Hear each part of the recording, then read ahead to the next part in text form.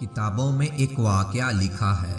دو شخص تھے، ایک عیسائی تھا اور دوسرا مسلمان تھا۔ دونوں ہی بستر مرگ پر تھے۔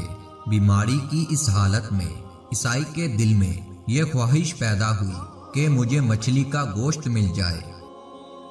اللہ تعالیٰ نے فرشتے سے فرمایا کہ جاؤ اس عیسائی کے گھر کے تالاب میں ایک مچھلی ڈال کر آؤ تاکہ اس کا ارمان پورا ہو جائے۔ مسلمان کے دل میں یہ آرزو ابھری کہ زندگی کا آخری حصہ ہے، مجھے زیتون کا تیل مل جائے۔ اللہ پاک نے فرشتے کو حکم دیا، اس کی الماری کے اندر زیتون کا تیل ہے، جاؤ اور اسے گرا دو۔ اللہ تعالیٰ کا حکم ہے کہ عیسائی کی خواہش پوری کی جائے اور اس مسلمان کا زیتون کا تیل گرا دو۔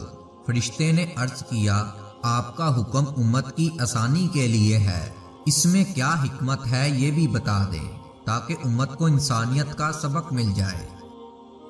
اللہ رب العزت نے فرمایا، وہ جو عیسائی ہے دنیا کے لحاظ سے اس کی ایک نیکی باقی ہے، میں چاہتا ہوں کہ اس کی اس نیکی کا بدلہ بھی دنیا کے اندر ہی دے دوں، اور جب وہ میرے پاس آئے تو اس کے لیے سوائے جہنم کے اور کچھ بھی نہ ہو۔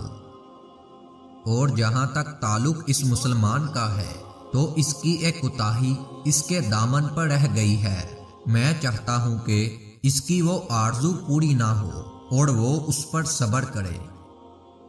اس کے بعد جب وہ میرے پاس آئے تو اس کے لیے سوائے جنت کے اور کچھ نہ ہو۔ صبر کا پھل میٹھا ہوتا ہے، اس سے بڑا کوئی پھل نہیں۔